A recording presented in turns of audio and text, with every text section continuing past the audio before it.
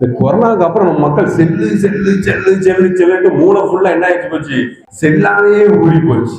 Cell cell cell செல்லுன்ட்டு ஆகணும். பிள்ளைகள் கேட்டா ஏன் படிக்கலன்னா செல்லு, பிள்ளைகள் கேட்டா ஏன் பேசலாம் கேட்டா செல்லு, பிள்ளைகள் ஏன் கோபப்படுதுன்னா செல்லு, பிள்ளைகள் ஏன் சாப்பிட மாட்டேங்குன்னா செல்லு, பிள்ளைகள் ஏன் தூங்க மாட்டேங்குன்னா செல்லு, பிள்ளைகள் ஏன் பேச மாட்டேங்குனாலும் செல்லு.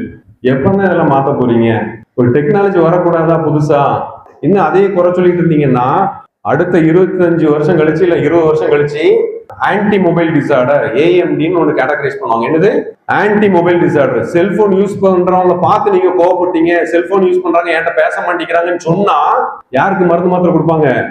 ஏன் 30 வருஷத்துக்கு முன்னாடி நீங்களும் நம்மளும் குளிச்சிட்டு இருக்கிறத எட்டி பார்த்தா அவனை என்ன சொல்லுவாங்க? பொறிக்கின்னு சொல்லுவாங்க. அப்படிதானே தூக்கி கொண்டு போய் ஸ்டேஷன்ல வச்சு வெளு எடுப்பாங்க. இன்னைக்கு பொம்பளை பிள்ளைகள் குளிக்கிறதையும் குதிக்கிறதையும் வீடியோ எடுத்து போடுதா இல்லையா? குளிக்கிறது குதிக்கிறது மட்டுமா, குடிக்கிறது கொஞ்சிறது குழாவுறதையும் சேர்த்து போடுறாங்களா இல்லையா? அதெல்லாம் சகஜமாயிட்டு இருக்கு. அப்ப அதெல்லாம் நம்ம என்ன பண்ணி ஆகணும்? சகிச்சுக்கிடணுமா? வேற வழி இல்லைல்ல. அப்படிதானா?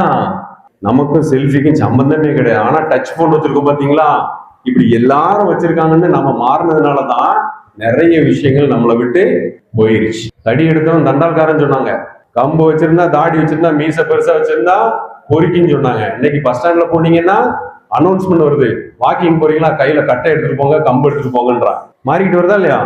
அப்ப இதே மாதிரி அடுத்த 20 வருஷம் கழிச்சு என்ன ஆகும்? நீங்க எங்கூட பேசுறதுக்கு யாருமே இல்லை, எல்லாரும் செல்ல தூக்கி வச்சுட்டு இருக்காங்கன்னு சொன்னா உங்களுக்கு சிவியரான ஒரு மனநல பாதிப்பு இருக்குன்னு சொல்லிட்டு மருந்து மாத்திரை கொடுப்பாங்க. சரியா? அதனால செல்லு செல்லு செல்லு செல்லுன்னே சொல்லிட்டு இருக்காங்க.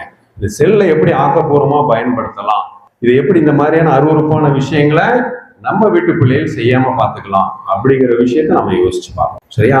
போதை மற்றும் மனநல சிகிச்சை மையம் நம்ம பெருமாள் புறத்துல வச்சு நடத்திட்டு வர்றோம். மனநலம் சார்ந்த அப்புறம் மது போதை சார்ந்த சிகிச்சைகளுக்கு நீங்க என்ன பண்ணிக்கலாம், உங்களுக்கு ஒருவேளை யாருக்கும் உதவிகள் தேவைப்படும் அப்படின்னா தொடர்பு கொள்ளலாம்.